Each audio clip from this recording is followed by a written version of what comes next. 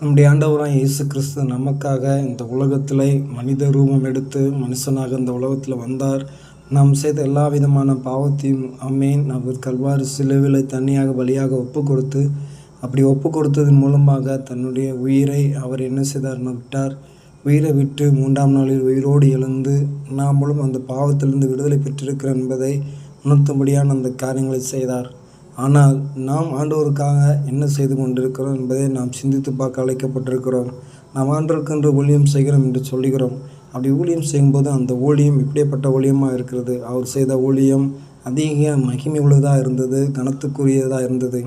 இன்றைக்கு நாம் ஆண்டவருக்கு செய்யும்போது குடும்பமாக ஒரு குடும்பத்தில் தாய், தகப்பன், சகோதரிகள், சகோதரங்கள் என்ன செய்யலாம் இருக்கலாம். அப்படி இருக்கின்ற போது அந்த குடும்பம் ஆண்டவருக்கு செய்ய வேண்டிய கடமை என்ன, ஆண்டவருக்காக என்ன செய்து கொண்டிருக்கிறார் என்பதை சிந்தித்து பார்த்து கர்த்தரிடத்தில் திரும்பவும் கர்த்தரிடத்தை